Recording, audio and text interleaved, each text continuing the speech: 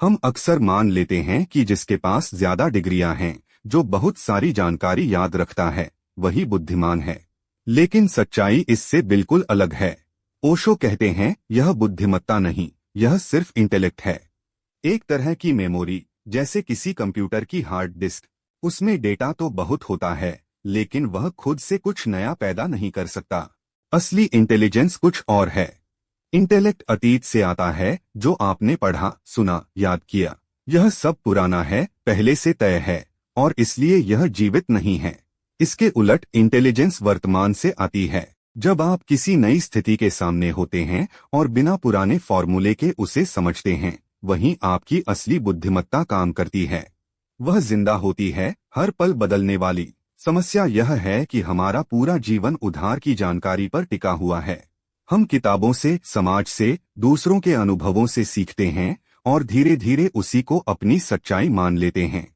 लेकिन ओशो साफ कहते हैं, आप बुद्ध या क्राइस्ट को पढ़ सकते हैं, उनकी बातें याद कर सकते हैं, लेकिन उनकी बुद्धिमत्ता नहीं ले सकते। वह सिर्फ अपने अनुभव से आती है। यही एक मुश्किल बात आती है। अगर आपको सच में बुद्धिमान बनना है, तो आपको न जानने की हालत को स्वीकार करना होगा। जैसे ही आप मान लेते हैं कि मुझे पता है, उसी पल आपका सीखना रुक जाता है। असली इंटेलिजेंस एक बच्चे जैसी मासूमियत से आती है, जहां जिज्ञासा है, खुलापन है और कोई तय निष्कर्ष नहीं है। इंटेलिजेंस का असली मतलब है हर पल को नए तरीके से देखना और उसी पल से जवाब देना। एक बुद्धिमान व्यक्ति पहले से तैयार जवाब लेकर नहीं चलता। वह स्थिति को देखता है, समझता है और वहीं से रास्ता बनाता है। उसमें लचीलापन होता है, कठोरता नहीं। लेकिन यह तभी संभव है जब आपका दिमाग पुराने कचरे से भरा न हो। लगातार चलने वाले विचार, डर और उधार की मान्यताएं आपकी स्पष्टता को ढक देती हैं। इसी वजह से ओशो ध्यान पर जोर देते हैं। ध्यान दिमाग को खाली करता है, साफ करता है, और जैसे ही यह शोर कम होता है, आपकी असली बुद्धिमत्ता सामने आने लगती है।